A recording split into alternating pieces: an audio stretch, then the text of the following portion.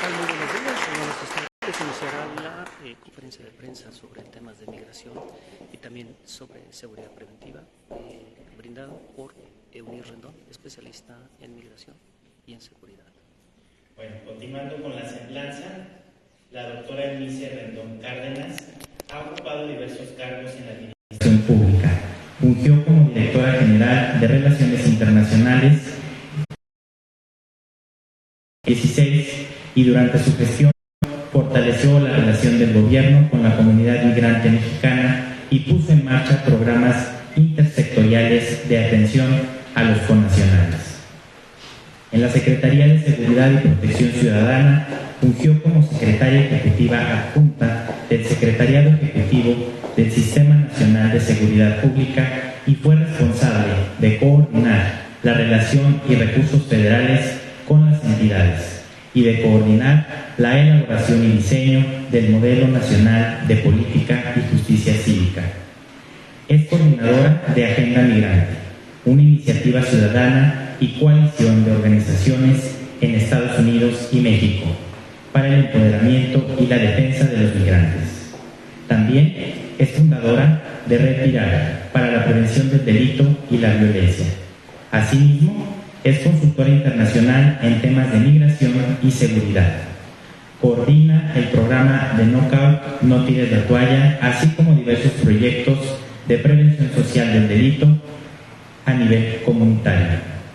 Es colaboradora de varios medios y espacios noticieros como El País, El Heraldo, El Reforma, Milenio y El Economista, entre otros. Dando pues lectura a esta semblanza de la doctora Eunice Rendón,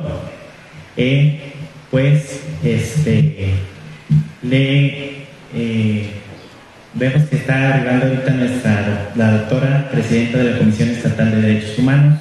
Agradecemos mucho su presencia. Les pido le ofrezcan un cordial aplauso a nuestra presidenta.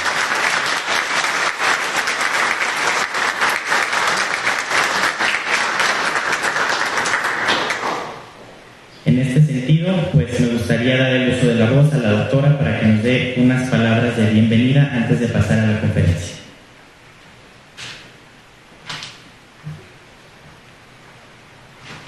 Muchas gracias, muy buenos días a todas y a todos. Quiero ser muy breve porque sé que vamos un poquito retrasados.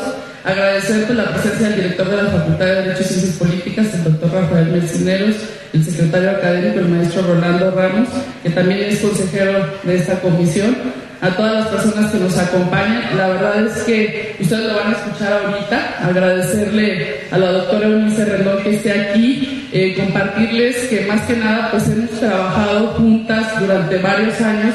Sé de su experiencia, de su expertise, no solamente en Durango ni en México, sino a nivel internacional. Ahorita ustedes la escucharán y pues muy seguramente va a estar trabajando de la mano con nosotros con algunos proyectos que tenemos en mente relacionados con el tema de derechos humanos y la construcción de la paz, como ustedes lo saben.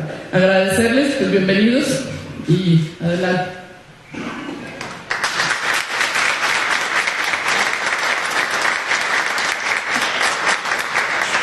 Muchas gracias a todos por estar aquí, por acompañarnos. Muchas gracias a la doctora Carla por la invitación y a la Comisión de Derechos Humanos aquí en Durango. A mí me da mucho gusto estar en Durango porque antes venía mucho cuando estábamos en el programa de prevención, era mi región, y pues no había venido ya hace algunos años y pues me da gusto estar de nuevo por aquí y ahora con este tema también tan importante que son los derechos humanos, que en este caso vamos a hablar de dos poblaciones el día de hoy. Por un lado, el tema de los migrantes y todo el tema relacionado con los derechos humanos de estas personas en movilidad, la situación y la realidad actual en México. Y por el otro lado, profundizar un poquito también, y siendo el mes de marzo, que además no es solo el 8 de marzo o el mes de marzo, es todos los días cuando debemos reflexionar en el tema de violencia en contra de mujeres y niñas, pero también pues vamos a hablar de la construcción de paz y cómo se deben trabajar estos programas para prevenir ese tipo de violencias en contra de mujeres y niñas a nivel territorial. Entonces voy a contarles un poquito también de Mujeres Constructoras de Paz, que es un programa que me ha tocado implementar en muchos lados del país y es el que queremos replicar también aquí en Durango con sus especificidades y en algunas regiones de manera particular aquí con la Comisión de Derechos Humanos. Entonces, primero que nada, quisiera empezar por el tema migrante. Al final del día la migración es una realidad mundial que en México, además, pues ha sido históricamente muy importante y lo es actualmente. México, por su situación geográfica, por su situación también, digamos, a nivel territorial, etcétera, es un país que cumple con todas las caras de la migración. ¿A qué me refiero? Es un país de expulsión, es un país de recepción, es un país de tránsito, es un país de retorno, es un país de desplazamiento interno. Entonces tiene todas estas caras al final que son importantes subrayar y que es importante saber históricamente así ha sido. Pero ¿qué es lo que ha pasado? Sí ha habido cambios a lo largo de los años en esas caras. Y me quiero concentrar en los cambios que tenemos actualmente. Desde que Trump fue presidente a la fecha, hemos visto un cambio, por ejemplo, de aquellos que transitaron por nuestro país. Muchos de los que antes solamente pasaban por territorio mexicano, cada vez más se quedan en territorio mexicano. Entonces, los que antes pasaban ahora son de la población de recepción.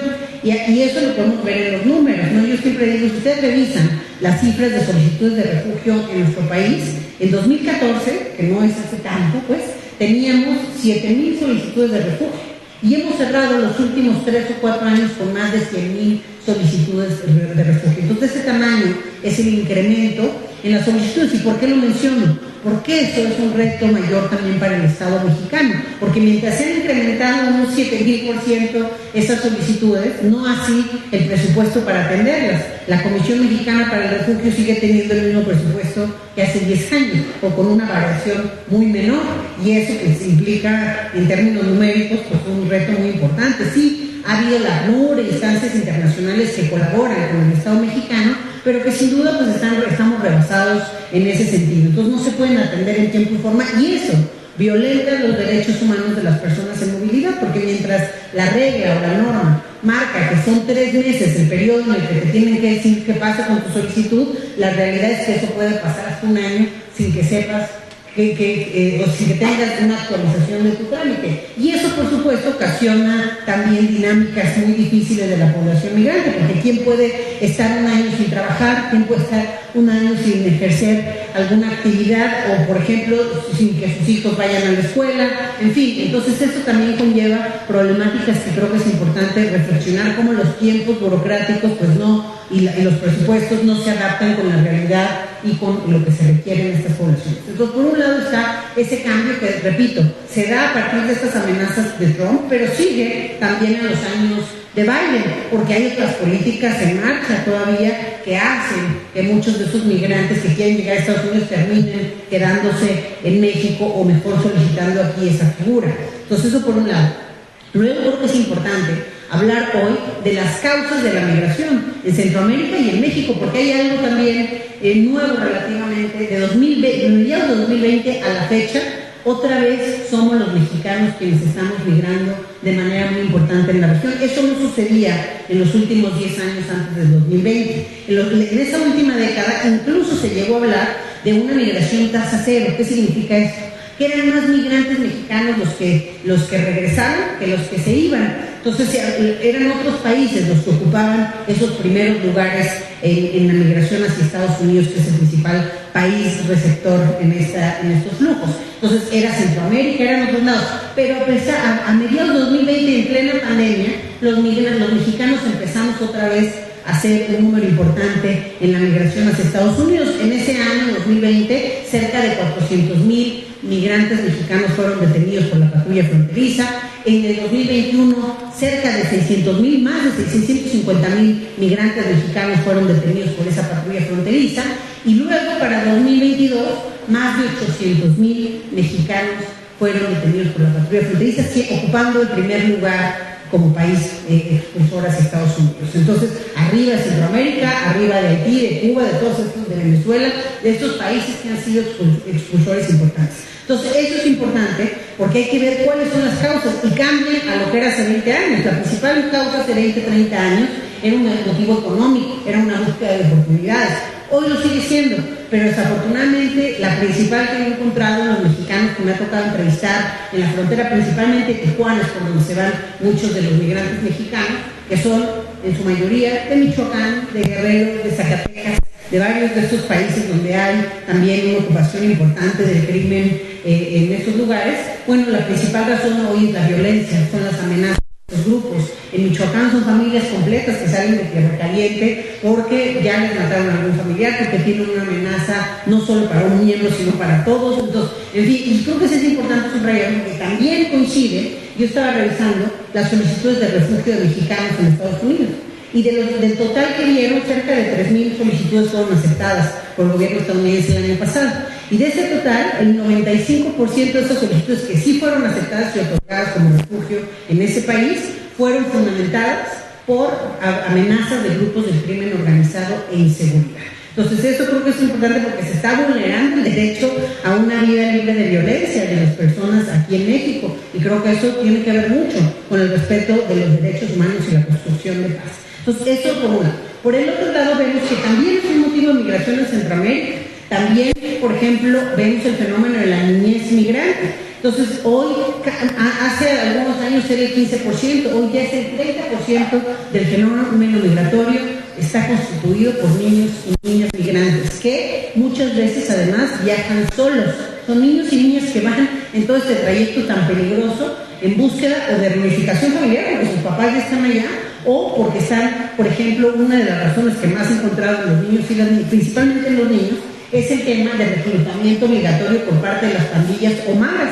Entonces ellos huyen de ese reclutamiento y ese no es un motivo de refugio, por ejemplo. Entonces cuando llegan a Estados Unidos y explican esa situación, pues está muy bien, pero eso no es un motivo para que yo te dé el refugio. Entonces hay una serie también de confusión, de engaños de los traficantes, ¿no? Me ha tocado ver muchos que creen que una vez que cruzan la frontera ya les van a dar automáticamente la figura del asilo solamente por ser menores de edad, y la realidad es que las cosas no han sucedido así. Incluso a los que aceptan para ver su proceso, pues los tienen en albergues en donde han sufrido muchas violaciones a sus derechos humanos, muchas violaciones sexuales, también no hay una alimentación adecuada, en fin, hasta hay el mecanismo que se trabaja con los niños menores no acompañados, por ejemplo, en Estados Unidos, es que la Secretaría de Salud allá, los servicios de salud, son quienes se encargan de ver, por ejemplo, una posible adopción de esos niños, porque además en la era de Trump sucedió otro fenómeno. Muchos van por reunificarse con sus papás, y antes llegaban con un letrero que decía pues, quiénes eran sus familiares,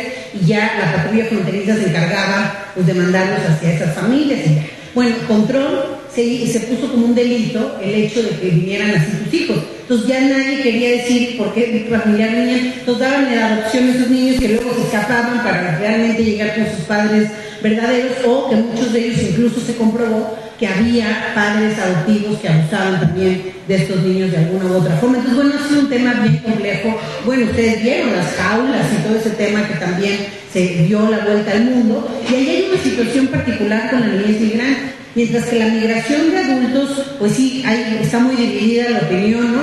Principalmente en Estados Unidos, y todavía hay un racismo muy importante, etcétera.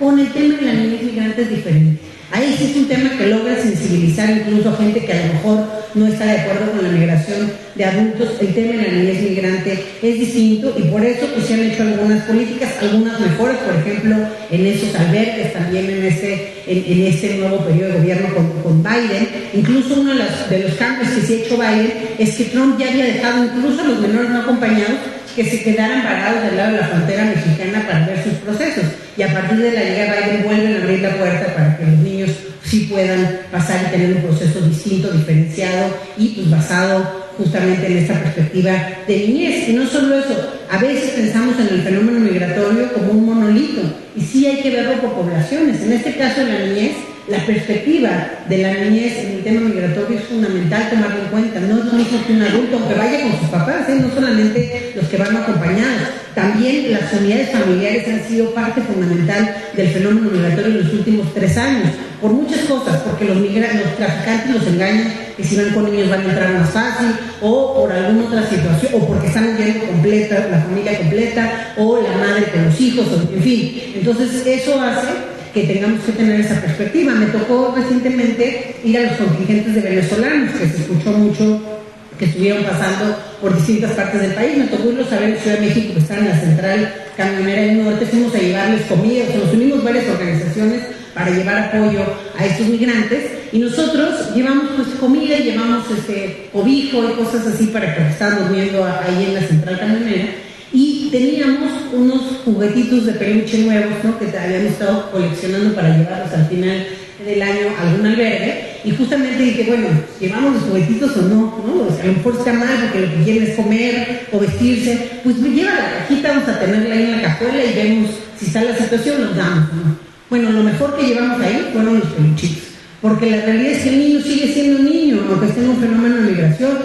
A mí me partió el corazón cuando le dimos un peluchito a uno de los niños y la mamá se tiró llorando al piso y nos dijo, muchas gracias porque ayer me estaba pidiendo un juguetito y no tenía nada que darle aquí. Entonces el niño al final, aunque esté en este viaje, pues no pierde su perspectiva de niñez, y eso es importante también nosotros considerarlo en las políticas y en las acciones.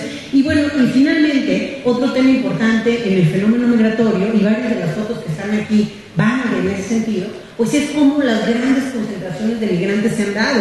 O sea, desde la llegada de ese gobierno, la verdad es que también tocó difícil porque el primer año fueron pues caravana tras caravana, cosa que no veíamos antes. Entonces esto es un reto mayor para cualquier estado. Entonces las caravanas hacen que esta migración en masa pues sea más difícil en todos sentidos.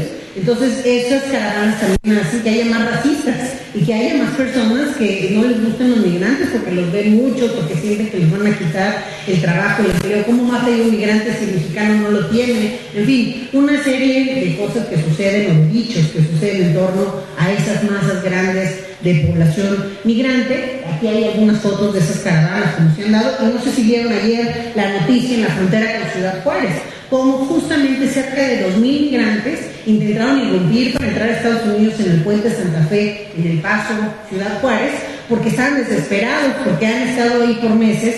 Muchos de estos migrantes venezolanos llegaron desde diciembre, han estado tratando de ingresar sus solicitudes de refugio, y la verdad es que no se ha podido por una u otra cosa. Es decir, Estados Unidos implementó esta nueva aplicación CBP One, entonces se supone que por teléfono tú sacas tu cita, pero se colapsa muy rápido. Es un tema que requiere saber también o ciertas cuestiones tecnológicas, tener internet, en fin, todo eso más o menos lo han resuelto, lo tecnológico y el internet, pero al final del día se colapsa porque están todos ahí desde las 4 de la mañana. Yo siempre digo que eso afecta a la salud mental de los migrantes. Están desde muy temprano en los albergues, todos metidos a ver si agarran una cita. Y bueno, tengo testimonios de todo tipo, de que ya agarré la cita pero ya no me llegó el mail y entonces tengo que empezar de cero. O me detectó que estoy en Ciudad Juárez pero me dio la cita en Tijuana y entonces tengo que irme para allá. O si la tratan de hacer antes de llegar a la frontera para, pues cuando lleguen ya tener la cita por muchas cuestiones incluso de recursos económicos, pues no los detecta que no están en la frontera y no les da la cita. Entonces, bueno, hay una serie de faltas con esa aplicación, y ese fue el principal motivo de la trifulca de ayer, de que querían entrar ya para que observaran sus casos de refugio y asilo. ¿Y qué es lo que pasa con estos casos? El refugio y el asilo, al final, viene a partir de un derecho fundamental de los migrantes que está en la ley, primero en los compromisos internacionales, en la Convención Internacional del Refugio, en los principios que también se han trabajado en Naciones Unidas, en los organismos de esa índole, ¿no? También en los derechos fundamentales de estos migrantes, pero sobre todo también está plasmado en el caso de México, en la ley mexicana, también de migración, que está en el apartado también para el refugio, y en la ley estadounidense. También hay un derecho del migrante a solicitar refugio que ya no solo está fundamentado en un principio internacional, sino en una ley estadounidense. Sin embargo, esa ley ha sido violentada una y otra vez, porque ¿qué es lo que pasa? Los migrantes finalmente llegan a Estados Unidos, y a Estados Unidos implementó desde la pandemia, y no lo ha sostenido, una política que se llama Título 42. ¿Qué es el Título 42? Es una política que está fundamentada en la pandemia. Es decir, el CDC, que son los Institutos de Salud y Control de Enfermedades en Estados Unidos, sacó una prerrogativa con la cual las autoridades migratorias pueden deportar de manera expedita a cualquier persona que ellos consideren son un riesgo para la salud pública de los estadounidenses en razón de la pandemia. El problema es que ahora ya ni siquiera hay cubrebocas en Estados Unidos, no hay ninguna política de distanciamiento social, obviamente la vacuna hay un montón, en fin, ya no hay ninguna medida, pero se quedó activo el Título 42 por el peligro de contagio de los migrantes hacia Estados Unidos, lo cual pues no tiene ningún fundamento real. Realmente es extender una política que algún día tiene que terminar, porque no pueden seguir hablando de la pandemia 5 años después. Entonces, bueno, esto ha seguido un proceso largo en los tribunales de Estados Unidos, en donde ha habido, ya 3 veces se ha anunciado que se va a terminar el programa y finalmente no se termina porque los republicanos también meten denuncias, jueces federales, locales, hasta la Suprema Corte se ha metido para cancelar la terminación de este programa. Pero ¿qué es lo que hace este programa? Que puede detener a los migrantes que están bajo esa prerrogativa, que ahorita hablamos de, hay ya 8 nacionalidades de título 42, y los puede deportar sin preguntarles nada, sin nada. O sea, simplemente los regresan sin que haya ni siquiera una prueba que pasaron por Estados Unidos. Tienen una pulserita de plástico con su nombre y ya así los dejan en la frontera. Entonces, ¿qué es lo que pasa con estos migrantes de título 42? Pues también es un problema y un reto mayor para el Estado mexicano, porque nos deportan gente que no es mexicana a México, y eso ha también concentrado grandes poblaciones en la frontera norte.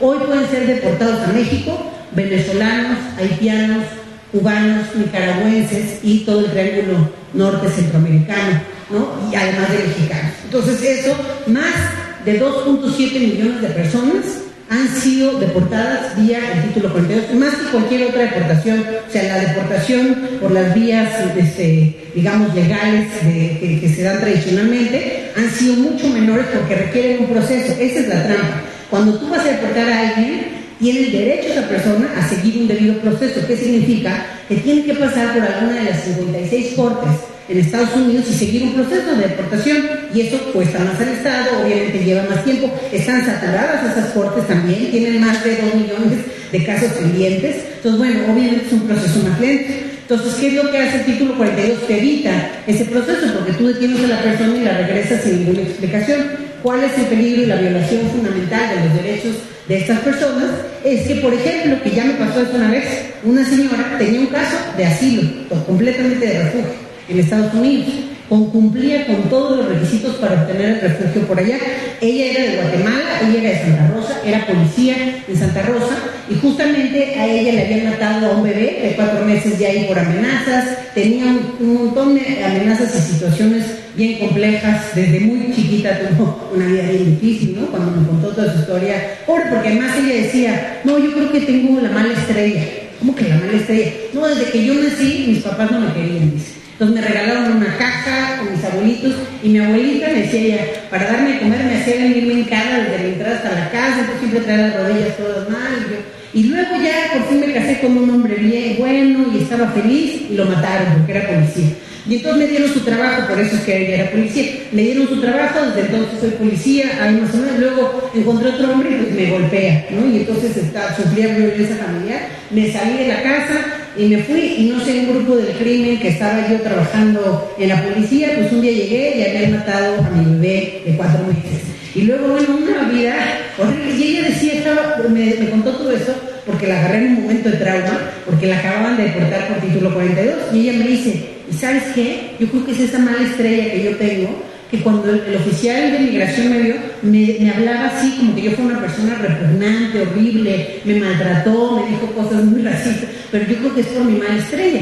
Entonces yo le decía, no te equivoques, o sea, sí traten a todos, no creas que es algo personal, realmente es una cosa que se da de manera muy cotidiana. Pero imagínense ella ya todo lo que traía de carga emocional, que ella sentía que la habían a ella tratado de esa forma por ser ella, ¿no? Por tener esa estrella negativa. Entonces yo le decía, no te preocupes, de verdad, así es, y tú además tienes un caso, porque ella tenía pruebas de muchas cosas, de miedo creíble, en fin. Entonces ella tenía un caso de refugio, pero había sido deportada por título 42 a México. Además, de la siguiente manera, que le pasa a muchos migrantes.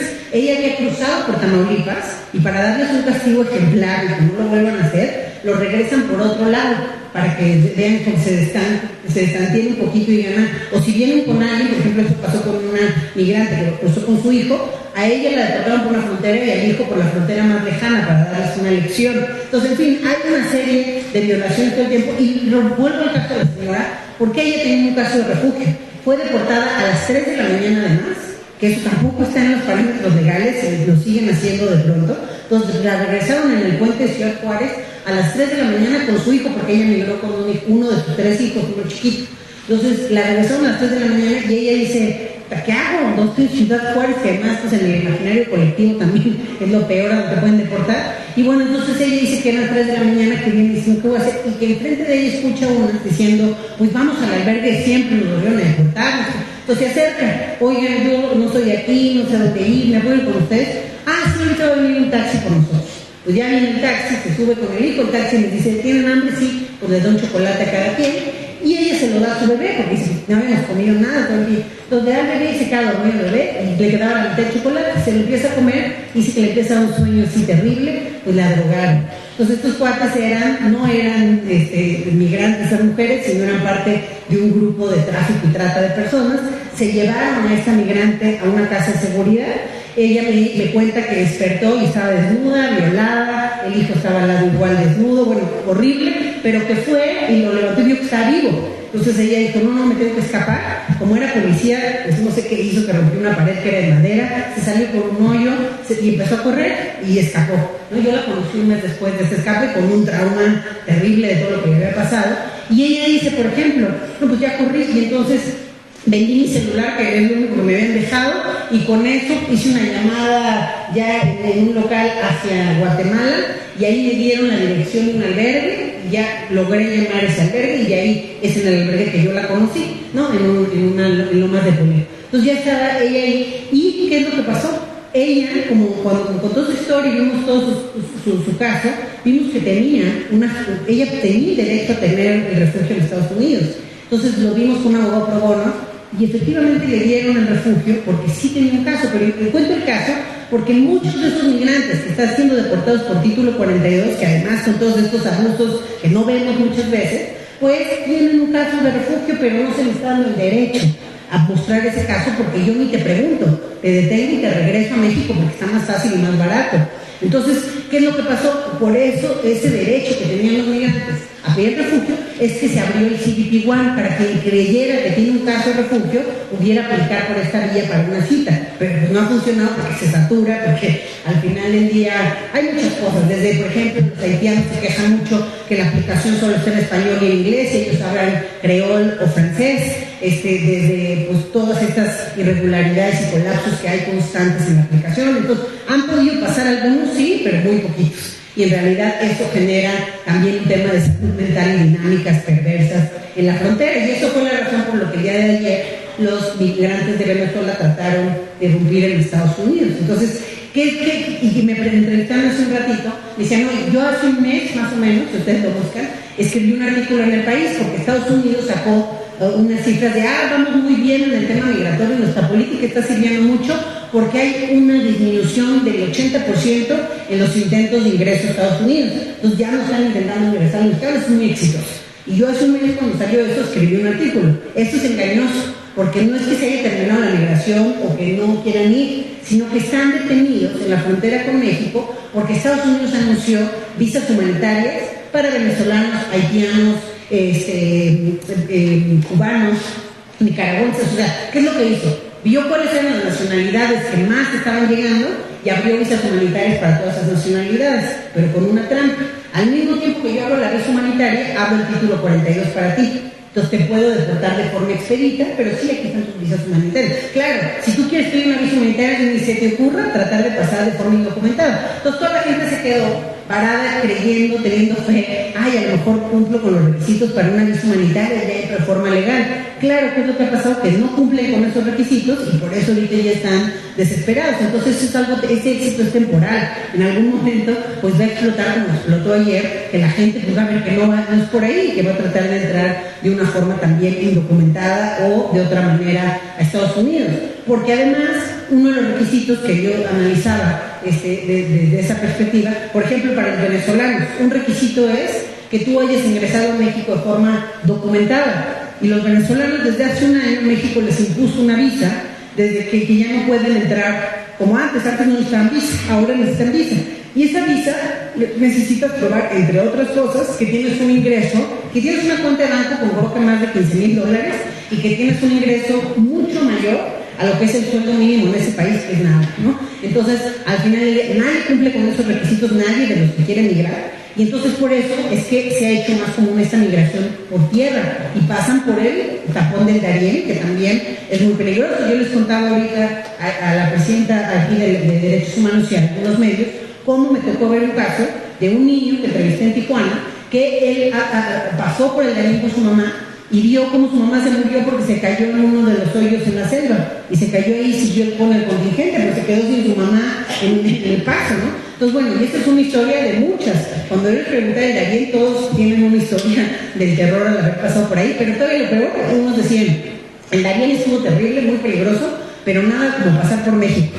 O sea, ¿por qué? No porque sea un tema selvático peligroso, porque decían, entre buenos y malos nos dejan sin dinero así a los 2 kilómetros de haber entrado, ¿no? Entonces, entre que hay detenciones legales, no legales, entre que los del crimen les quitan y saben que van en ese camión y entran entonces extorsionarlos, a ver cada quien 500 pesos, así, se van quedando sin dinero hasta llegar a la frontera norte. Entonces, bueno, todo eso nos para explicar cómo sí hay un tema de reto, y simplemente cerrando el tema de la migración, creo que es momento de darnos cuenta que es las vías legales lo que verdaderamente va a funcionar. La amenaza, el control, la securitización, la militarización de las fronteras, pues no ha dado resultado, porque en 2021, simplemente viendo los últimos años, 2021 hubo 1.7 millones de detenidos en Estados Unidos en la frontera que trataron de ingresar, y 2022 2.4 millones. Entonces va aumentando, aunque metamos más Guardia Nacional, más militares, más amenazas, la gente sigue teniendo una vida muy complicada con muchos factores de riesgo, y eso los empuja a migrar, incluso ante la amenaza de la detención, de que no vas a pasar o de que te puede pasar algo en el trayecto. Entonces, simplemente para reflexionar que qué es lo que está pasando en sus lugares de origen, que aún así deciden migrar con sus hijos, o que sus hijos migren solos, en fin. Entonces, simplemente para ser un poco empáticos. Y la otra situación, y con esto quiero cerrar, yo creo que el futuro tiene que ir por las vías legales de la migración, porque es lo que nos conviene a todos. Al final, yo siempre cuento este programa de ACNUR, INAM y el gobierno mexicano que han llevado a cabo con los refugiados.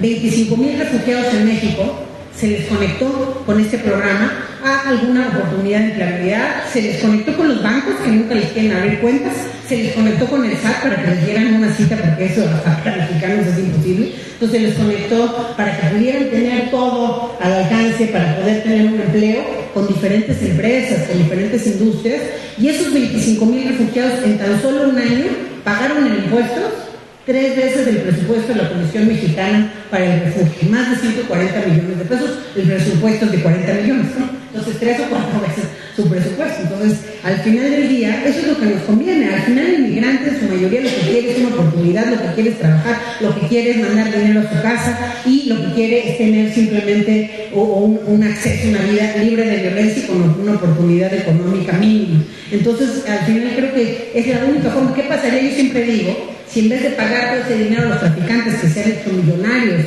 porque además, yo la verdad lo digo y es así, si lo ven en los datos así va a ser, es más probable que como delincuente te agarren por traficar sustancias que por traficar personas. ¿Por qué? Porque es un reto mayor, porque el migrante no quiere denunciar tampoco a su traficante, porque le tiene miedo, porque los traficantes cada vez son más peligrosos, porque cada vez son los grupos del crimen que han hecho un gran negocio. Ya no es el pollerito de antes. Ahora son grupos del crimen organizado que han visto en esto una nueva vertiente del negocio que ya no está nueva, ¿no? Y entonces, pues eso lo hace más riesgoso para las personas en movilidad. ¿Y qué es lo que sucede? ¿Qué tal si ese dinero con el que porque lucran con estas personas y con su dolor y con su necesidad, porque aparte les van cobrando en el camino, depende si quieres migrar AAA, AA o una A, ¿no? Y eso depende de qué forma vas a pasar. Los maltratan, hemos visto tantos casos de migrantes hacinados, asfixiados, en fin, a pesar de que los hacen millonarios, los tratan muy mal y los pasan en estas zonas peligrosas. Y entonces, ¿qué es lo que sucede? ¿Qué pasaría si ese dinero, en vez de enriquecer a estos delincuentes, que son además redes transnacionales, mejor lo metiéramos en un impuesto especial, en un no sé qué, es decir, en un recurso para su formación, para su capacitación, para su empleabilidad, que conectáramos la oferta con la demanda, porque hay una oferta y hay una demanda, finalmente por eso consiguen el trabajo también cuando llegan allá. Entonces, si facilitáramos ese camino, que al final es lo que pasa, al final, muy claro, si no te mueres, los criminales te atrapan, te cooptan, si llegas a Estados Unidos, al final vas a terminar trabajando ahí también. Entonces, ¿cómo podemos hacer eso una vía más expedita? Ahí sí, una vía más fácil, más legal, que nos conviene a todos, como ya les contaba con este programa en México. O sea, al final, si nosotros ponemos el camino para hacer una integración más adecuada, más, ahora sí que más organizada, más institucional, nacional, pues también esos beneficios lo vamos a ver, creo yo, como país, que no hemos visto con el de control y de reacción, porque repito, la gente sigue migrando, solo migra por caminos más peligrosos, con mayores riesgos, en fin, en otras condiciones, pero sigue siendo una realidad que no va a terminar.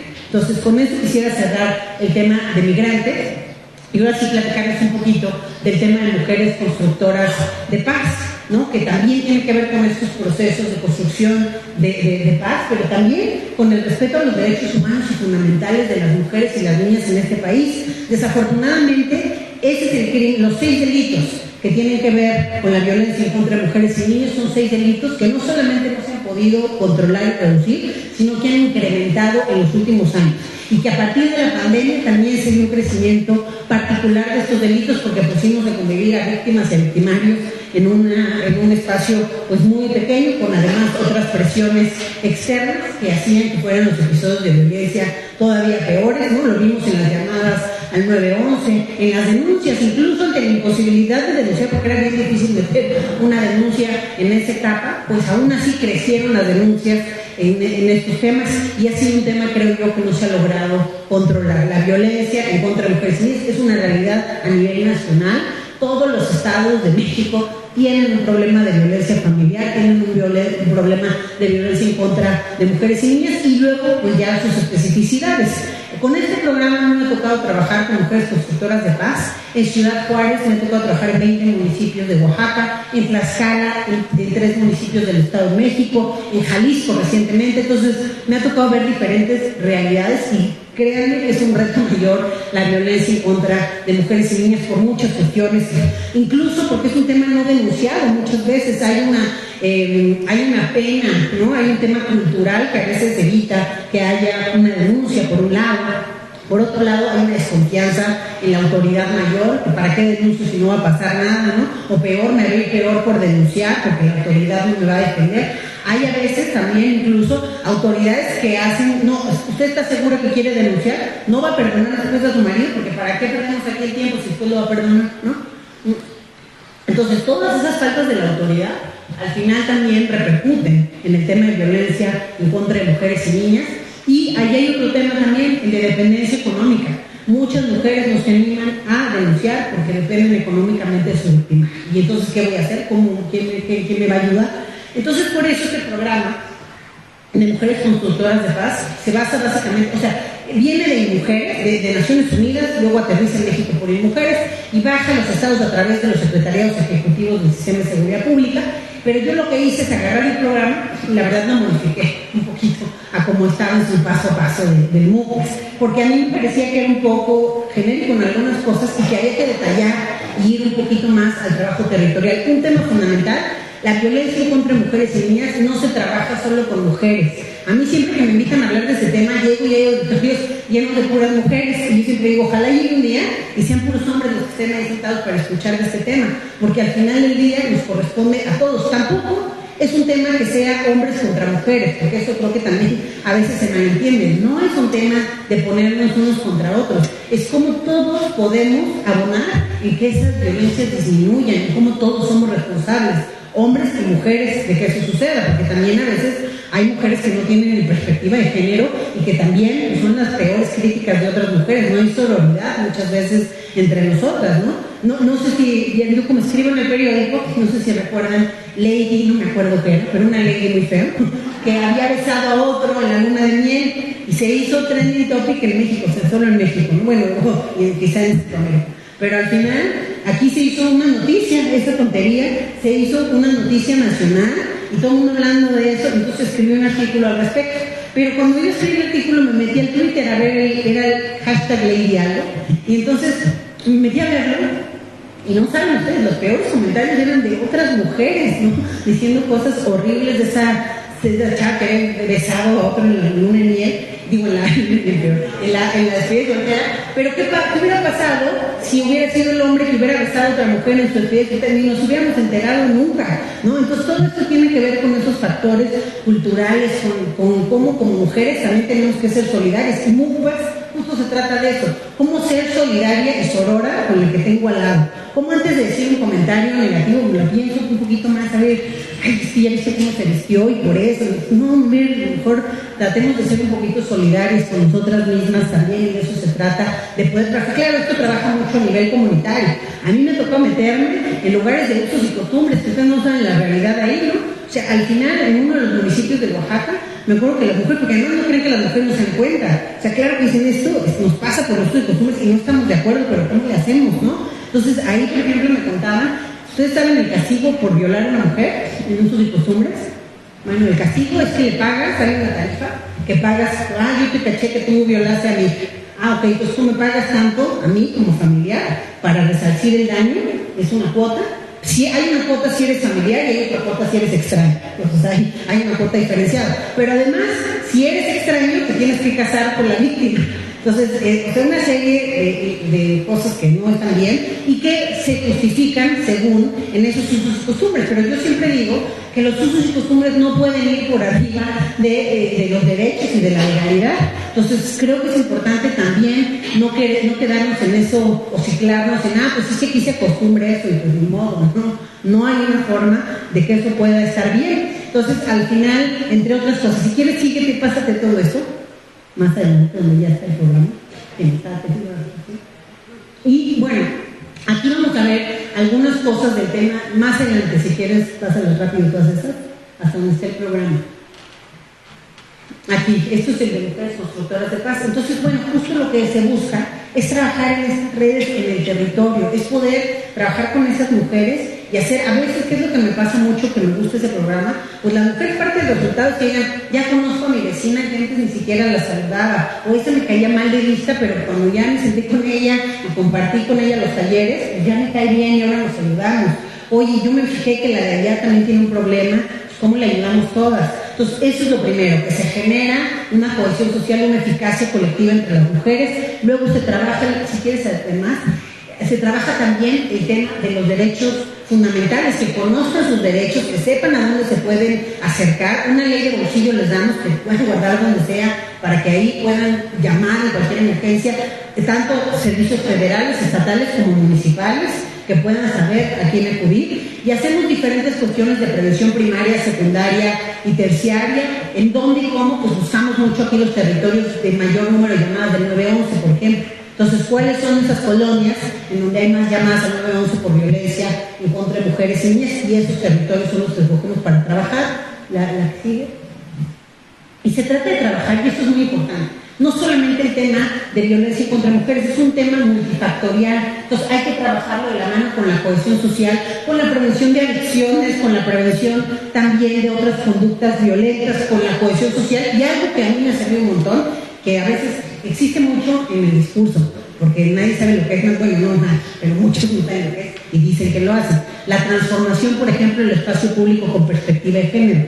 Ahora nos encanta ponerle ese apellido a todo, perspectiva de género, pero que realmente lo tenga es otra cosa. Entonces, ahí hay que entenderlo, y cuando sí lo tiene, es muy importante el espacio público con perspectiva de género, porque nosotros, yo siempre digo, hay que ponernos esas gafas violetas para ver. Yo a lo mejor esto lo veo como un callejón, ¿no? Pero si me pongo mis gafas violetas, pues ya lo veo como un callejón en donde me pueden violar, robar y hacer todo eso, ¿no? O sea, todos esos delitos. Entonces, al final, todo hay que verlo con esa perspectiva. Hablábamos hace un ratito con Carla, con la doctora, acerca, por ejemplo, me invitaron hace poquito a la Guardia Nacional a capacitar a los de control y confianza, porque tenían justamente una observación ya, una recomendación de la Comisión Nacional de Derechos Humanos, porque su examen de control y confianza no tenía perspectiva de género. Entonces, bueno, pues fue todo un tema capacitarlos y platicar con ellos y que realmente me hicieran caso y que pues lo entendieran de la forma que debían. Y justamente veíamos algunas preguntas tipo, ¿no? Para analizarlo, que lo vieran más introspectivamente. Entonces, por ejemplo, veíamos el examen de una mujer que iba a ser jefa de un área de la policía, ¿no? Entonces veíamos, oye, ¿qué le preguntaste? No, pues es que fíjate que esa es una de las que se quejó. No, pues ¿cómo? A ver, ¿cuáles son las preguntas? Pues fíjate que ella dice que se salió de ahí sintiéndose muy mala madre. Pues ¿cómo? Pues que todas las preguntas que le hacían eran, oye, tú vas a ser jefa de la policía, pero tienes 3 hijos chiquitos, ¿quién los va a cuidar? ¿Y cómo? ¿Y quién se va a encargar de ellos? ¿Y está segura? Entonces yo les decía, pues no tiene perspectiva de género, es un poco machista, ¿no? Entonces ellos decían, no, doctor, es que nosotros no le hicimos esa pregunta por machos, se le hicimos, porque además, y esta es otra justificación que tampoco tiene sentido, el 80% de los analizadores son mujeres, entonces ¿cómo no van a tener perspectiva de género? El de ser mujer no te da perspectiva de género en un examen de esos. Yo decía, esto no tiene nada que ver, ¿no?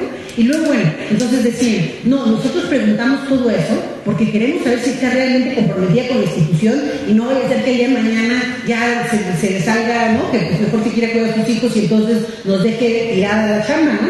Y yo decía, ok, bueno, suponiendo que lo que me dices es así, ¿cómo le preguntas eso a un jefe hombre?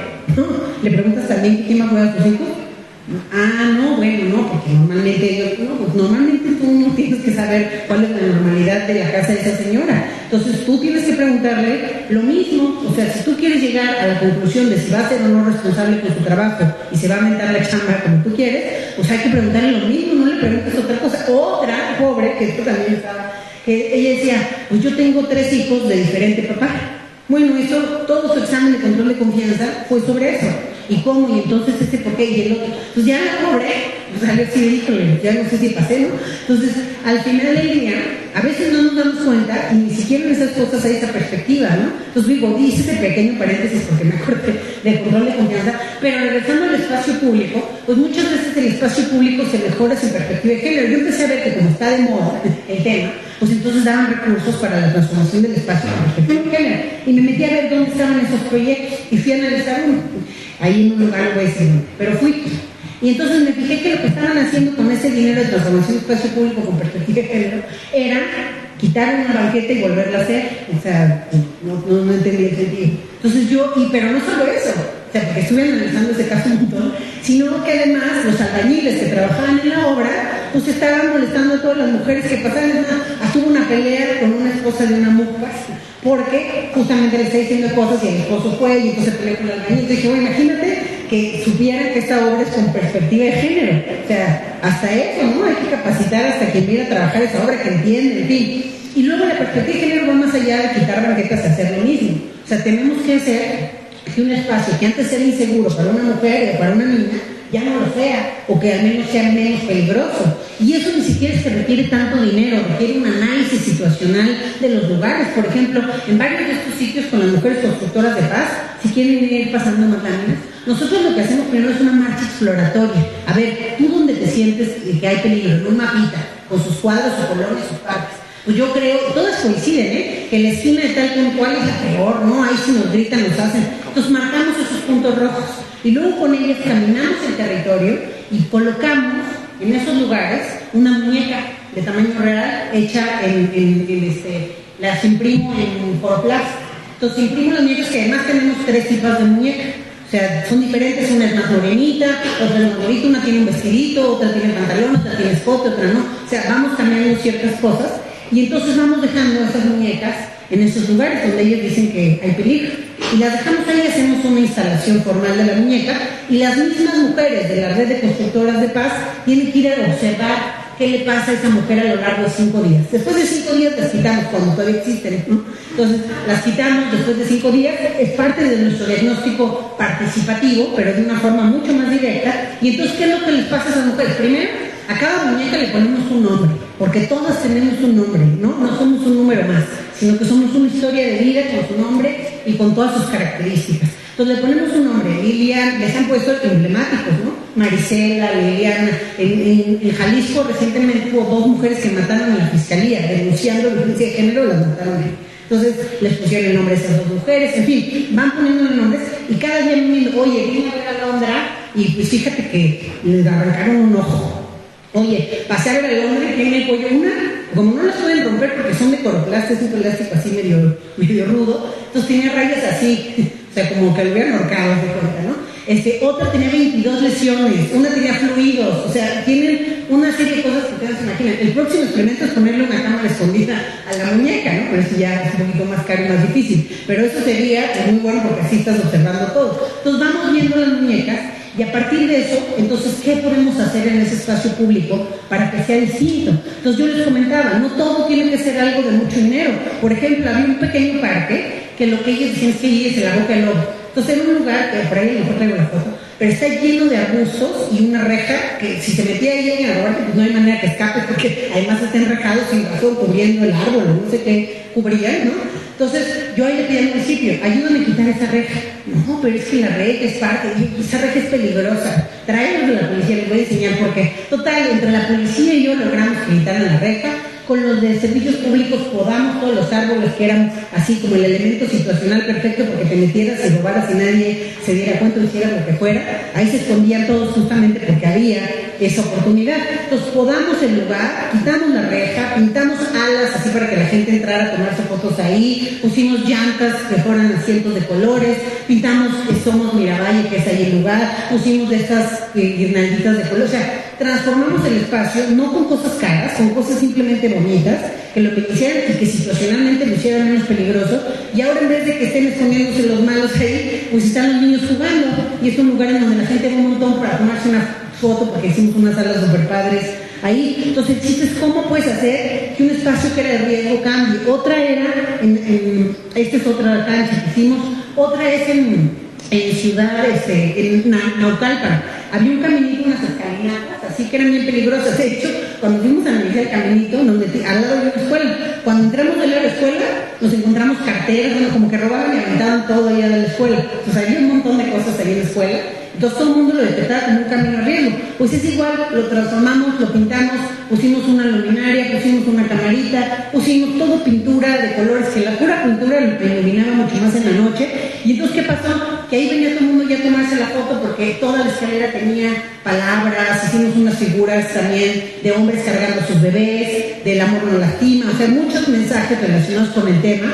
Y entonces ahora a ese lugar van un montón de gente a tomarse la foto en vez de que sea de peligro, ¿no? Incluso diputados iban a decir, cada diputado que les hagamos algo para el programa, ya te sacaste tu foto, le damos una luminaria, damos algo. Estos son algunos ejemplos. Este es un cerro muy grande, el Cerro de Palmitas, en Pachuca. Aquí hay otro problema, aquí había dos pandillas peleadas, gatos y pichoneros. Hicimos mediación entre esas pandillas y la transformación del espacio fue el pretexto de ese trabajo en equipo. Este es el macromural más grande del mundo, tenemos ese récord Guinness. Y hicimos Palmitas, hicimos el cerro de al lado, que es Cubitos. Y bueno, ahí hay toda una historia importante. Esto, por ejemplo, es en Ciudad Juárez. Este es un barrio, y ahora le dicen Urrubillas a todo color, pero antes era Urrubillas del Prado.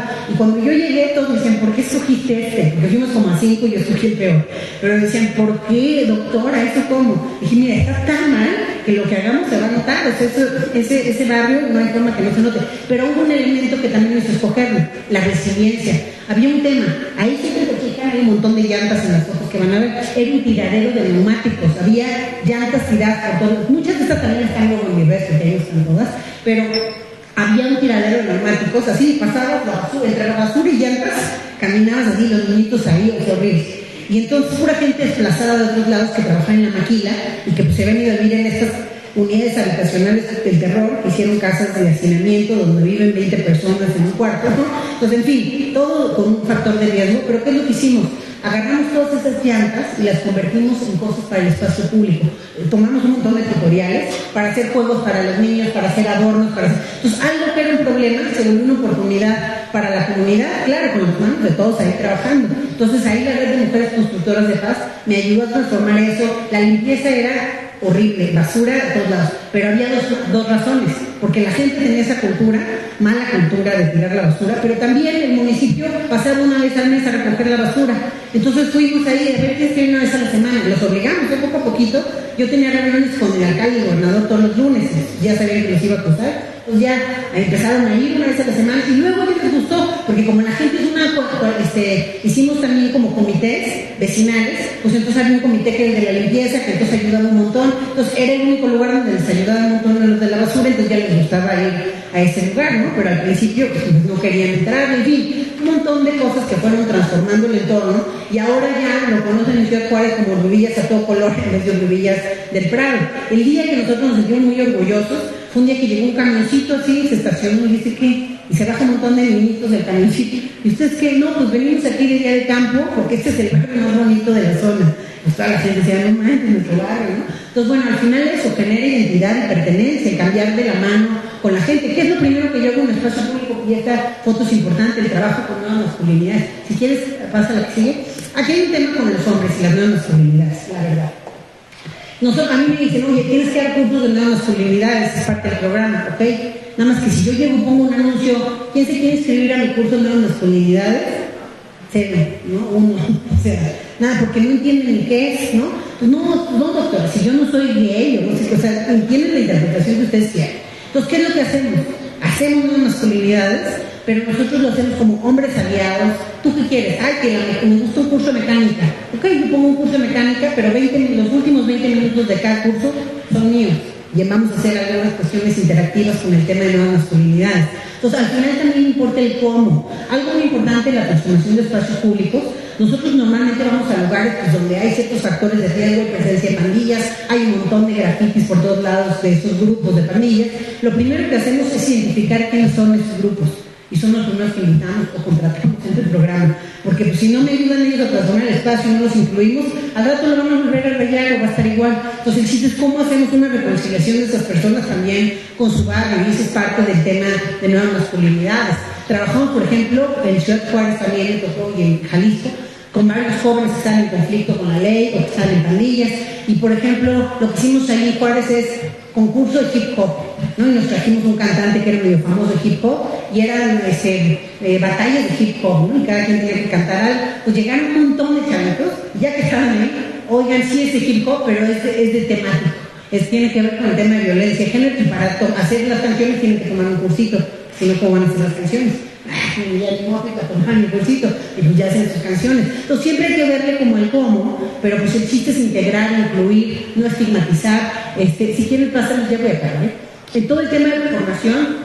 Entonces tiene que ver con estos observatorios, con mecanismos de autodefensa a través de la ley de bolsillo, también de algunos silbatos que damos con pulseras, ¿no? Había uno que puso mancera, pero muy malo, porque lo ponía en el cuello, entonces ahí te ahorca, ¿no? Entonces aquí es una pulsera chiquita con un silbato para que sepan también como un mecanismo de autodefensa y avisar. La que sigue, estas son algunas de esas imágenes de los cursos y de los procesos, las que siguen. Ahí está la muñeca, por ejemplo. Algo que me llamó mucho la atención ahora con las muñecas en Jalisco. Por primera vez hicimos una negrita en las muñecas. Y la vestimos era como un vestido de maestra, con sus suétercitos, así, ¿no?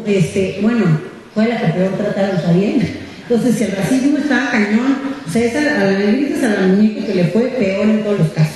O sea, esa sí se la robaron, la regresaron, es la que tenía los líquidos esos que les digo. O sea, realmente sí le fue muy mal a la negrita. Esta sí que es cierta, esta es importante, porque por ejemplo también lo que hablamos es del empoderamiento económico. Entonces también buscamos en cada lugar qué podemos hacer para empoderar a las mujeres. Lo hicimos con mujeres de Tepito, y ahí es un barrio de mucho matriarcado, las mujeres son fuertes, con la reina del albur, que es ella que está ahí, que se murió una semana después de esta foto justamente. Entonces con Lourdes, que fue una gran aliada allá en el barrio, con Mayra Valenzuela, que es la que está allá, defensora de derechos humanos del barrio. Entonces lo que hicimos es, hay una historia ahí de las 7 cabronas de Tepito. Entonces trabajamos con las 7 cabronas de Tepito, además de que con muchas otras personas del barrio, y lo que hicimos es llevar un diseñador de modas famoso, que a mí me anda buscando por el tema de migrantes. Hicimos en una carpeta roja, ¿no? de diseño de modas, me llamó y le ayudé para poner frases de dreamers, ¿no? De estos jóvenes migrantes que viven en Estados Unidos, y que fuera simbólico el tema en esa como presentación de moda. Entonces le había ayudado yo un año antes y no lo conocí en persona. Entonces vino a México, porque él vive en Nueva York, y me buscó, oye, te quiero conocer, nos salió muy bien a los migrantes, ¿qué otra cosa me recomiendas? Y dije, pues si tienes tiempo, vamos a Tepito. Me lo llevé a Tepito, al diseñador de moda. Ay, no, qué miedo, me van a robar. No, vienes conmigo, no te preocupes. Entonces ya fuimos, y él estaba admirado todo, ¿no? Ay, ya viste eso, y los carteles de 2x1 fosforescentes, y esto y el otro. Iba tomando fotos de todo, claro. Ahí sí íbamos cuidando, ya no saques tanto ese teléfono, porque te lo van a robar. Entonces, bueno, fuimos ahí cuidando. Claro, nosotros ya tenemos un trabajo mucho tiempo en Tepito, hicimos con Jiménez Cacho Safari Tepito ahí, con actores famosos que los llevamos a vivir al barrio, que tenían que hacer una obra de teatro con su host tepiteño, y eso fue un tema muy famoso. Eso tuvimos 3 temporadas llenas completamente. Recogíamos a la gente en el andén del metro, por ejemplo, y ahí hicimos una cosa de discriminación positiva. Y sí, pusimos un anuncio que todos se quedaron sorprendidos en el barrio, que era: necesitamos gente para contratar en Safari Tepito, pero aplica solo si has estado en la cárcel. ¿Cómo? ¿Qué van a hacer? Pero justamente era porque siempre está al revés, ¿no? Si estás en la cárcel, ni vengas, ¿no? Entonces contratamos a puros que están en la cárcel, y ellos eran nuestros choferes en el barrio. Entonces recogíamos a la gente en el andén del metro y los llevábamos ahí a las casas, a las obras de teatro, y bueno, fue muy exitoso ese programa. Y ahí surgió el Tepitur, que es un tour turístico al barrio de Tepito. Cuando vayan por México, búsquenlos y vayan al barrio. Y bueno, es con la gente de ahí, entonces no les pasa nada, no se preocupen. Y la otra cosa es esta marca que armamos, que se llama Si no es de Tepito es pirata. O sea, jugamos un poco con lo negativo y lo hicimos positivo, y entonces generamos nuestra marca de Si no es de Tepito es pirata. Este diseñador de modas, cuando se inspiró, hicimos una colección que se llamó Resiste, porque en el barrio hay una frase que dice: Tepito existe porque resiste. Y esa playera que ustedes vieron antes era la playera emblema, inspirada en las 7 cabronas de Tepito, y esta se vendió un montón, se sigue vendiendo un montón esta playera. Y había otras, ¿no? Que al de Mi Canso Ganso, Tepito no sé qué, hay un montón de playeras. Pero aquí, ¿cuál era el tema? Que el diseñador se hizo muy famoso. Esta foto que vieron anterior es del Fashion Week de Nueva York, o sea, lo presentamos en el Fashion Week, muy famoso. Además llamó mucho la atención porque, a diferencia de las otras presentaciones del Fashion Week, esto era con música de salsa. Entonces, bueno, los medios todos se fueron ahí con nosotros, y él es súper famoso, pero a cambio de eso lo que dijimos es: ok, tú te llevas tu colección, padrísimo, nosotros nuestra marca, pero todas las playeras que son parte de la marca se producen en el barrio, en las empresitas de serigrafía que tenemos nosotros con las mujeres del barrio. Entonces, de esa forma se vuelve un proyecto productivo y es un ganar. Entonces, ese tipo de ideas. La que sigue es una deshidratadora de frutas para viudas de la violencia, en el corazón de Tierra Caliente, en Apatzingán. También hay lo mismo. Buscamos viudas de la violencia a través de las iglesias, en Bola de Nieve. Encontramos 100, armamos un colectivo primero, luego una cooperativa, luego esta empresa que se llama Viva Fruit. Y bueno, esta, por ejemplo, esta maquinita con las papitas ya es las frutas deshidratadas vendiéndose en diferentes puntos. Las unimos con empresarios de Estados Unidos. Desde que hicimos la fábrica, lo hicimos con todas las características de la FDA, etcétera, para que pudieran también exportarlo. Y es darle un valor agregado, porque ya hay un montón de fruta ahí y todo. Entonces, ¿qué hay aquí que podemos darle un valor agregado que verdaderamente sea un proyecto productivo de largo alcance para estas mujeres? El camino fue difícil, porque también tuvimos que hacer trabajo en equipo, se agarraron el chongo, Tierra Caliente. Entonces, había muchas cosas, pero al final logramos hacer un equipo muy bonito. Y lo mejor, al principio ellos me decían: yo vendo pan, ¿cómo usted quiere que yo sea empresaria? No, mire, que venga. Bueno, nosotros también era: bueno, ya voy a dejar mi pan y voy a venir, pero sí va a servir. Pues sí, ojalá que sí, a ver, vengas. Entonces empezamos con empleo temporal, ¿no? Convencimos a la Secretaría en ese entonces de Comunicaciones y Transportes que nos dieran empleos temporales para todos, para que pues, no se quedaran sin chamba en lo que hacemos la fábrica. En fin, fuimos haciendo todo un proceso de construcción de capacidades, pero lo bonito fue en el chat de GSB, que veíamos de todo, siempre: oh, doctor, ayúdenos porque esto, porque lo otro, un seguimiento, un acompañamiento que de casi 2 años. Pero me encantó cuando ellos empezaron a poner: oiga, hay elecciones aquí en Apatzingán y tuvimos una idea, díganme, que vamos a ir junto a los candidatos a hacer que nos firmen una carta y cuando termine la campaña nos regalan su camioneta para la empresa. Ah, pues órale. Entonces fueron, obligaron a todos los que regalan sus camionetas para Viva Fruit. En fin, ya después se volvieron gestoras, ya nadie lo necesita, ¿no? Pero al final fue un proceso, ese proceso de empoderamiento. Como ustedes saben, además, cuando una mujer ha sufrido violencia, pues está insegura, ¿no? Tiene la autoestima muy abajo. Entonces es importante todo el proceso también de acompañamiento y de acuerpamiento con estas mujeres. Entonces, bueno, al final también hay un trabajo de formación con niños y niñas, porque finalmente ahí es donde tenemos que ir poniendo la semilla diferente, lo hacemos de manera lúdica, no tenemos cuentos, todos los cuentos los volteamos. Entonces tenemos el cuento del Blancanieves, del Rapunzel, entonces es al revés, ¿no? La princesa, él deja crecer la barba y ella lo salva. Entonces el fin es que no tienes un papel determinado, tú puedes construir tu papel en la vida y es libre, ¿no? Eso es un poco lo que queremos ver. También el proyecto de vida, varias cosas que vamos trabajando con ellos, la que sigue. El tema intersectorial, la que sigue, trabajar con todas las dependencias. Bueno, ahí la verdad hasta el ejército nos ayuda un montón en los polígonos, ¿no? Los hemos metido que formen parte, que hay un rol model distinto para los niños. Los del ejército nos ayudan incluso a llevarlos a las estaciones que ellos tienen, y les dan pues ahí como cursos con los caballos, todo lo que hacen los militares también de una forma lúdica, y los chavitos pues están bien felices porque nunca salen de su polígono, ¿no? Estos son algunos de los espacios que hemos cambiado, hacemos pintas colectivas, hacemos un tema de evaluación y algunas experiencias. Si quieres, pásalas aquí, ya son puras fotos. Esta es la red de mujeres constructoras de paz de Ciudad Juárez. Esa colonia que vieron es la colonia de mayor número de violaciones en el país, no solo en Ciudad Juárez. Pues bueno, ahí trabajamos mucho con un transporte único para las mujeres, por ejemplo, porque todas trabajan en Aquila. Estos son de Oaxaca, estos es del Estado de México, algunos de los espacios que ya transformamos. Todo esto, igual este es un pasadizo bien peligroso en Ciudad Neza, y ahora ya es como un salón de usos múltiples aunque está en la calle, y ahí hacen un montón de cursos, talleres.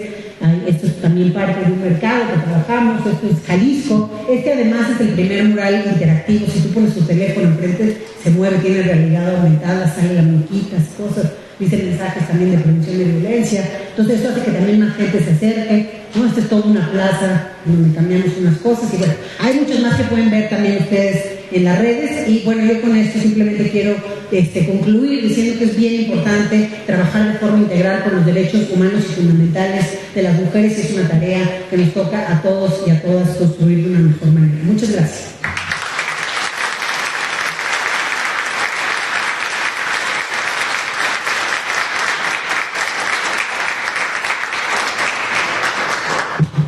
Agradecemos su extraordinaria conferencia, doctora Milce Rendón, con el tema Migrantes, Derechos Humanos y Mujeres Constructoras de Paz. Bueno, les agradecemos a los asistentes por honrarnos con su presencia en este día. ¿Alguien tiene alguna duda que quisiera manifestar a la oradora?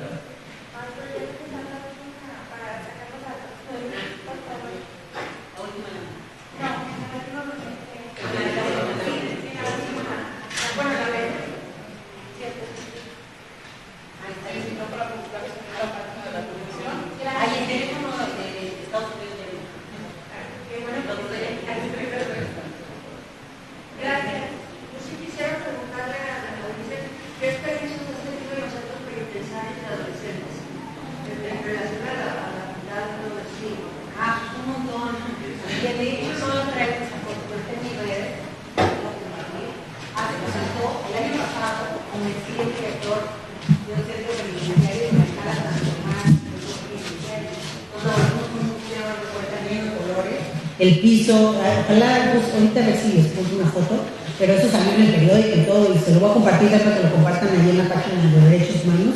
Pero al final lo que hicimos es primero buscar a los artistas ahí, trabajar con ellos, algunas cuestiones también de trabajo en equipo, teoría del color, pues, un montón de cosas ahí como para poder realizar esta transformación. ¿Por qué era importante y qué espacio querían transformar? Escogieron el área de visitas, obviamente, ¿no? Dijeron, queremos que el área de visitas sea diferente para que cuando vengan nuestros hijos y nuestras familias no se sientan que están en la casa. Entonces, esa era la tarea, finalmente, la transformación. Estuvimos trabajando varios meses con ellos, y entonces, pues ahí yo, la verdad, todo lo hice con la gente de la calle, no traje ni un artista de afuera. O sea, lo que hice es quién de aquí sabe pintar, o quiere pintar, o le interesa. Y pues vinieron un equipo de gente. Había un tatuador que la verdad súper bien pintaba. Entonces yo la verdad, como no sabía bien, yo pinto mucho y hago muchas cosas artísticas afuera, pero como ahí no sabía bien si quién podía, quién no, les llevé 3 estilos, como uno fácil, otro más o menos y otro difícil. Entonces dije, pues ustedes escojan qué estilo nos vamos, y de ahí vamos diseñando toda la casa. Bueno, pues cuando les dejé todo, cuando regreso, ya escogí, ¿cuál? Difícil. Y dije, híjole, a ver si sale, porque ese tenía trazos bastante complicados. Pues escogieron ese, espectaculares, salió unos artistazos, ¿no? Estos muchachos. Y al principio como que decían, bueno, ¿qué nos vas a dar a cambio? Pues como que a cambio pues vamos a transformar la cárcel, y pues ¿quién vive aquí, no? O sea, no, pues sí, que no sé qué. Bueno, conforme fuimos pintando pedacitos, entonces vimos unos fenómenos interesantes. O sea, habíamos pintado un pedazo de la parte de visitas, y entonces empezamos a ver que todas las familias cuando llegaban se iban a ese pedazo. Entonces empezaron a ver ellos así, oye, ¿quién hizo esto? Entonces empezaron a sentir orgullo también de su obra. Bueno, la última parte, ni yo me la podía creer. O sea, el último, de hecho, creo que era un buen trecho todavía, pues se lo echaron en 4 días, de verdad. Entonces, así ya no querían irse a dormir para terminar el lugar. Entonces, obviamente sí les llevamos un montón de cosas después. Sí les dije al secretario que hagas un kit, aunque sea, ¿no? A cada uno de ellos así, con su playerita, papel de baño, champú, con todo lo que necesitan para que estén ahí contentos. Entonces, y algo importante, a partir de que empezamos a pintar, trajimos a Comex. Comex vio cómo nos quedó la primera parte de la cárcel, les encantó, y entonces Comex nos ofreció hacer una certificación para ellos en pintura y les dio aproximadamente 100 horas de talleres, ¿no? A partir de eso, algunos presenciales, los más prácticos eran presenciales y los demás eran en línea. Entonces los certificó como pintores, tiene muchos rotulistas, en fin, puso varias características y la verdad el curso está increíble. Les enseñaba diseño, color, pintada en madera, pintada en materiales. Entonces no solamente transformamos la cárcel, sino que encontraron una visión productiva también ahí. Muchos de ellos ya salieron porque esta es una cárcel modelo en donde solamente hay gente que tiene penas de hasta 5 años, entonces varios de ellos salen pronto, pues. Entonces algunos de ellos ya están trabajando en eso afuera, ¿no? Que eso es lo importante, pero lo más bonito también es que quedó un ejemplo, pues, de cómo dignificar un lugar. Entonces es un lugar lleno de color, donde ahora fue realmente un montón de gente a visitarlo, a tomar fotos. Salió en los medios, salió un reportaje que es el que les voy a compartir, que grabó Televisa, lo sacó en Despierta en el programa de la mañana, con toda la cárcel y todo el proceso, cómo fue. Y pues sí, también hay que dignificar esos espacios, ¿no? Además de las pintas, nosotros en las cárceles trabajamos programas de reinserción, tenemos una alianza con el Consejo Mundial de Boxeo. La verdad es que trabajo ahí, sí, trabajo con hombres, casi siempre, con hombres adultos. Sí he trabajado con jóvenes en conflicto con la ley, pero trabajo mucho con hombres por una razón, porque nadie trabaja con hombres. Todas las organizaciones, ustedes preguntan, trabajan con mujeres o con adolescentes, pero nadie quiere animarse a trabajar con hombres, y sí hay una razón también más de peso, que es la principal fuente de delito. Al final, ahí son los que salen y vuelven a reincidir. Entonces sí es una importante población de trabajo y están muy desatendidos. Entonces nosotros nos dedicamos a trabajar con hombres ya desde hace varios años con este programa de Knockout, que lo que hacemos es llevar box a la cárcel, pero con campeones del boxeo, el Consejo Mundial. Mauricio Suleimán es mi gran aliado en eso, y no solamente el box es el gancho, la verdad se inscriben por el box, pero después el programa tiene diario algo. Entonces tenemos trabajo psicoemocional, tenemos el taller del perdón y la reconciliación, que a mí se me hace maravilloso. Son 12 sesiones de 3 horas cada una y trabajan temas de, por ejemplo, mirar con otros ojos, cómo porque al final hay un tema que no pensamos mucho, pero el 95% de los victimarios fueron víctimas de algo antes. ¿Y qué es lo que genera el odio y el resentimiento y todo esto feo? Pues que tienen esos capítulos sin cerrar. Entonces lo que hacemos primero con ellos es, primero un perdón hacia atrás, vamos a cerrar esos capítulos para que entonces sí estés listo para un proceso de reinserción, porque de otra forma, con tanta ira, tanto odio y tantos malos sentimientos, no hay ninguna forma de lograr eso. Entonces eso para nosotros ha sido lo más importante, lograr cerrar. Me acuerdo uno, siempre cuento su historia, y él ya está afuera además. Y él incluso me escribió una carta que yo publiqué en la última página en Twitter, porque decía, llevo 24 años en la cárcel y doy gracias a Dios que estoy en este programa, en este último año que me queda, porque ahora sí me siento listo para salir al mundo y poderme reintegrar y tal, porque me dio todas estas habilidades, ¿no? Entonces yo solo publiqué ese pedazo y me habló el director de Reforma. Oye, enséñame la carta completa. ¿Ya? Se la mandé a él, ¿no? Y dije, para tus ojos. Ya la ven y se la quiero publicar completa. Le dije, no, espera, déjame, le pido permiso a Omar. Entonces ya le hablé a Omar, oye, hice esto, y me habló el director de Reforma que quiere publicar tu carta completa. Era una carta como 6 hojas. Y él me dijo, vamos a hacer una publicación especial. Así me dio 2 planas completas del periódico y sacamos la carta de Omar.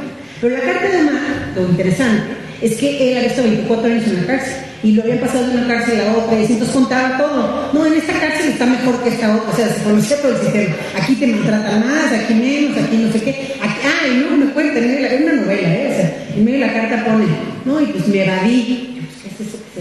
Se escapó. Entonces yo, no, entonces se escapa, pero también como es súper religioso, no sé qué, pensaba en Dios, y entonces no sabía si regresar o no, y mis hermanas me decían que estuvo mal esto, en fin. Total que él no se escapó de la cárcel de México y se fue a vivir a Toluca.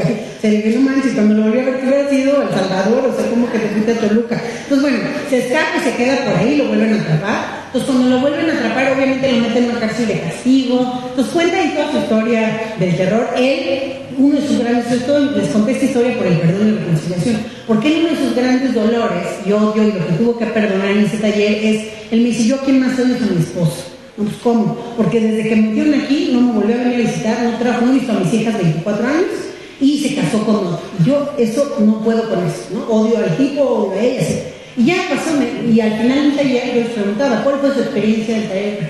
Y Omar se para y dice, yo ya no volví a mi esposo. ¿Cómo? Entonces dice, ¿sabes qué? Es que en el taller de mirar con otros ojos, me di cuenta que estos 24 años, pues ese señor es el que las ha cuidado y que ha estado con ellas y pues no han estado solas. Pues cuando ya lo vi así, pues ya no los odio tanto, ¿no? No me encanta, pero no los odio. Y bueno, él, para acabarles la historia nomás, Omar ya salió y me habló hace 2 semanas y me habló para contarme que ya puso su primer negocio, tiene una tiendita que ya puso, que está muy contento y que se lleva, porque un día de sorpresa en el programa de Knockout, justamente tenemos el martes familiar, que conectamos a las familias con los periodos de la libertad de expresión dinámica. Pues un día todo nos sorprendió, porque aparte ahí te sabes los problemas de todos, porque como no podemos hacer un Zoom por persona, pues todos sabemos lo que hablan con el otro, ¿no? Entonces ya sabemos que es no sé qué, que la esposa, que o sea, sabemos todo. Entonces de Omar ya sabemos su vida. Y un día estamos así, Omar, bueno, le toca Omar, sus hermanos son los que se conectaban por él. Oye, a ver, tus hermanos que se conecten. Pues la hermana dice, hola, Omar, ¿qué? Oye, les tengo una sorpresa, tengo una invitada especial. Pues se conecta la hija de Omar, que no había visto 24 años. Entonces el Omar se puso a llorar, también todos también, ¿no? Era como una novela. Y total, me contó hace una semana que se lleva muy bien con esa hija que se conectó. Me dijo, gracias a ustedes volví a ver a mi hija, me llevo muy bien y todos los jueves voy por ella a la universidad, ¿no? Entonces, bueno, solamente este es un ejemplo, como en la organización damos postpenitenciario y los certificamos también como profesores de box a los que ya van saliendo. Ahorita tenemos ya la primera generación becados en la Universidad del Boxeo por Mauricio Suleimán, y entonces también les da una posibilidad de autoempleo y les da también orgullo y les da pertenencia. Ya me voy a callar, lo juro, pero solo quiero contar una historia. Había uno en el Tenango, que acabo de ir, que me dijo, oye, yo me he preparado mi speech y no me pidieron hablar. Y yo dije, ok, bueno, pues que graben un video. Sí, bueno, está bien. Lo grabé, me encantó lo que me dijo, porque él dice, a mí me encanta este programa de Knockout y la parte que más me gusta es el martes familiar. Y yo, ¿por qué? Porque yo no tengo familia y no tengo visita. ¿Por qué le gusta esa parte? Entonces dice él, pues porque ese es mi único espacio en el que yo siento que hay una familia y me gusta escuchar los problemas de los otros y ver a los otros, porque me acuerdo pues, que hay familias, ¿no? Y que a lo que yo no tengo, pues ahí me siento cercano a otras, ¿no? Y luego dice, y cuando me pongo triste, claro, me lo grabó en un argot, así un poquito de ahí de la cárcel, pero dice, cuando me siento triste y ya me da para abajo eso, me acuerdo que soy parte de este programa. Y me acuerdo que aquí ha venido Suleimán y han venido boxeadores famosos y yo tengo mi credencial de que soy de la familia del Consejo Mundial de Boxeo. ¿Quién lo creería, no? Entonces él, lo que le da identidad y lo que le da como ganas de seguir es sentirse parte de algo, ¿no? Entonces de eso se trata ese programa, cómo podemos pues, dar una segunda oportunidad verdadera, porque muchos no tuvieron ni siquiera una primera oportunidad real, por un lado, y por el otro lado dignificar. Todo lo que tenemos es material, igual de Cleto Reyes, que es de boxeo profesional, o sea, no damos porquerías tampoco en este programa. El chiste es que sea digno todo, desde la práctica, desde el maestro, desde cada pedazo del programa que damos. Entonces, en la parte emocional es muy importante, porque finalmente es lo que hace que una persona logre cambiar. Ahí hasta convencimos a este famoso Joe Dispenza, que no sé si alguien ha leído sus libros, es un neurocientífico muy famoso, y pues nos buscó, oye, es que yo quiero trabajar en cárceles. Yo me metí a investigarlo, yo la verdad, ignorante, no sabía quién era. Me metí, bien famoso este cuate, y vi que había escrito un montón de libros, pero en eso me metí también a ver cuánto cobraba. Entonces vi, no manches, sus talleres $5,000 por persona. No, pues nunca nos va a alcanzar, ¿no? Entonces ya cuando tenemos la reunión con él, le digo, oye, me encanta todo lo que haces, justo si está para lo que hacemos, pero no tenemos, nunca te vamos a poder pagar eso. Entonces dice, bueno, pero yo quiero trabajar en cárcel. Le dije, pero te ofrezco algo a cambio. Le dije, yo voy a hacer que tú puedas entrar en 25 estados de México, al mismo tiempo en diferentes cárceles, a dar el taller. Vamos a un taller de 8 sesiones, que se llama Reconectando Emociones, y así. ¿Cómo ves? Y él dice, bueno, y le dijo, tú nunca lo podrías lograr solo. Bueno, ahora, entonces hicimos ese intercambio, el Consejo Mundial pagó la traducción en línea, y lo hicimos en 25 centros penitenciarios a la vez en 25 estados de la República, y pues igual fue un programa que conectó un montón, porque trabaja, lo que enseña Joe Dispenza, que es parte de Knockout, no tienes la toalla, es cómo puedo, pero a partir de una parte científica, no es nada, obviamente lo emocional, lo espiritual sirve mucho, pero aquí se enseña cómo reprogramar tu cerebro para poder comportarte de una forma distinta o cambiar una conducta que no te gusta.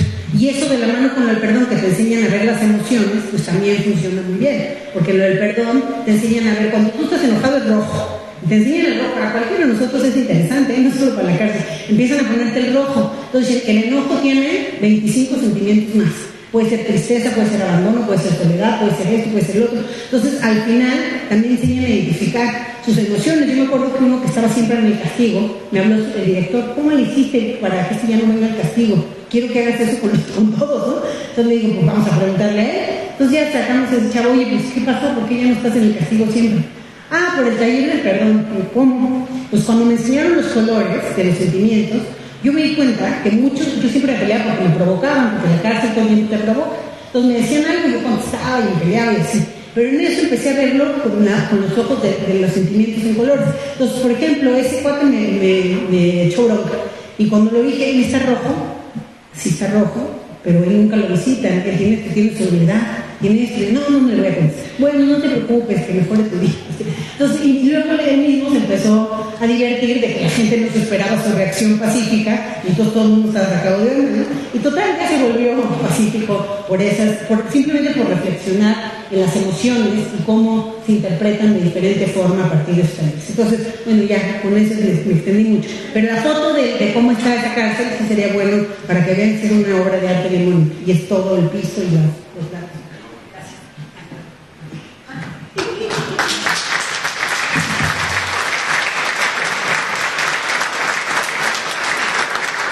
¿Alguna otra persona que quiera hacerle una pregunta a la doctora?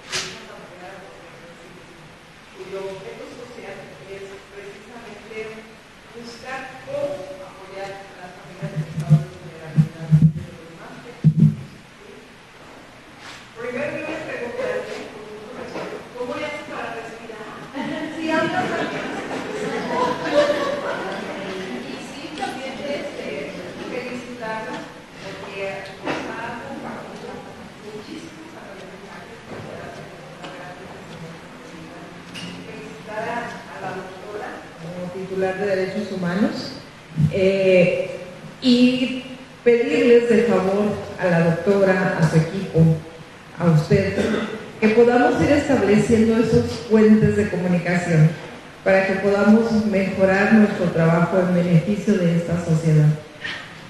A lo mejor ahorita en Durango, pero luego que también lo que nosotros hagamos aquí pueda salir a otros estados. Entonces, bienvenida a Durango y muchísimas gracias. Gracias, doctora.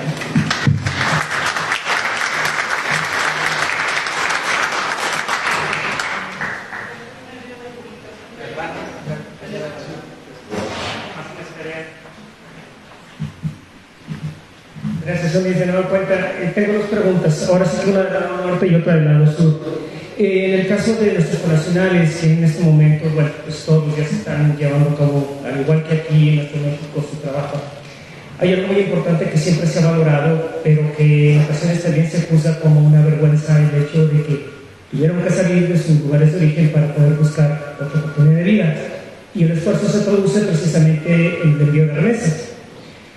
Y la pregunta en función precisamente de estos recursos que llegan a nuestro México, que el año pasado cerraron en 58.460 millones de dólares para México, ahora llegan con casi 1.400 millones. Mi pregunta es, ¿qué tan complicado sería para para el sistema gubernamental y o para organizaciones no gubernamentales que hacen todo trabajo con migrantes, el hecho de implementar una estrategia que eduque o que informe sobre la posibilidad de administrar mejor esos recursos que finalmente llegan a la mesa de las familias y que se convierten en gasto corriente, para que generen a mediano o largo plazo una oportunidad de crear un propio ingreso y no vivir dependiendo siempre de las remesas, porque al final quienes generan esos ingresos o pueden ser deportados o ocurre un accidente o finalmente se desatienden de la familia. Y en segundo, la situación que se vive en la frontera sur, es decir, con Chiapas, porque finalmente México vive una crisis humanitaria tanto al norte como al sur. La población flotante que vive en el caso de Tapachula es enorme en comparación con los que residen ahí. Sin embargo, no hay las estrategias todavía adecuadas para poder atender a todo ese flujo de migrantes que llegan y que al final, pues lo único que hacen es crear un cuello de botella y donde las organizaciones, ya sea la Comar, el Propinami, se ven rebasadas y ocurre la situación de los hechos de violencia que todos los días se dan cuenta a través de los espacios informativos a nivel nacional. Bueno, de la primera pregunta del tema de las remesas y los recursos y eso, yo creo que algo que nosotros intentamos cuando estuve en el Instituto Nacional de los Migrantes en el exterior, en el INE, donde nos conocimos, justamente fue el tema de lograr hacer algunos proyectos productivos con esas remesas. O sea, desafortunadamente las remesas en muchas ocasiones se utilizan como un gasto corriente, ¿no? Y no es una reinversión de esos recursos. Incluso migrantes que luego son deportados en México mandan un montón de dinero y llego y no tengo nada, ¿no? Entonces nosotros algo que proponíamos era cómo hacer remesas productivas, cómo hacer con parte, quizás no con toda la remesa, pero con un pedazo, con una inversión de NAFIN. Hicimos unos pilotos con NAFIN, con otras instituciones económicas que pudieran también aportar para hacer proyectos productivos. Entonces yo creo que ahí lo que pasa es que hay que aprovechar mejor esos recursos y hacerlos crecer más, ¿no? Entonces eso en el tema de remesas, que sí es un recurso muy importante y que pues, sin duda beneficia a muchas familias. Y en el tema de los migrantes en el sur, pues me parece que hay un reto muy grande, como decíamos, con las caravanas, con la forma de la llegada de estas personas, con los motivos que los empujan a migrar, y ahí sí creo que hay un reto muy importante del Estado mexicano en cómo pues, hacer un proceso que respete más los derechos humanos de estas personas, que no sea discriminatorio. Yo creo que lo más preocupante que ha pasado en estos años con los migrantes, y hasta la Suprema Corte de Justicia enunció parte de este problema, incluso hizo un llamado público, es el tema, por ejemplo, de la discriminación. ¿Qué es lo que ha pasado? No sé si a ustedes les ha tocado, pero ¿qué es lo que está pasando muchas veces? Que bueno, se supone que ya la Suprema Corte es el llamado, y ya no debe pasar, pero detenían un camión o estaban afuera de un camión, por ejemplo, los vuelos a Ciudad Juárez, estaban ahí viendo que se veía migrante por tu fenotipo, tu revisión para allá, tú no. Entonces, eso es discriminatorio al final del día y va en contra de la ley y en contra de la Constitución de libre tránsito, ¿no? Entonces, ahí hay algunos retos importantes en ese trato también a los migrantes, creo yo, en ambas fronteras, ¿no? Y ahí hay que trabajarlo de la mano con las instituciones del Estado, del municipio, incluso, por ejemplo, hasta el tráfico de personas se tiene que trabajar de la mano con las instituciones. Me contaba el de delincuencia organizada de la Fiscalía General de la República, que uno de los grandes retos que ellos tenían es que, por ejemplo, las detenciones, como las estaban haciendo, pues no seguían el debido proceso. Entonces, aunque el cuate sea traficante, como no seguían el debido proceso y entonces lo detenía, pues alguien que no tenía que ver con esa cadena, al final se caían por los casos. Entonces, incluso que había que hacer toda una formación de la Guardia Nacional, de las policías locales, etcétera, para que siguieran bien el debido proceso. En fin, hay muchos retos, creo yo, en el tema de migración que pueden vulnerar los derechos de los migrantes y que es importante trabajar. Agradecemos la participación.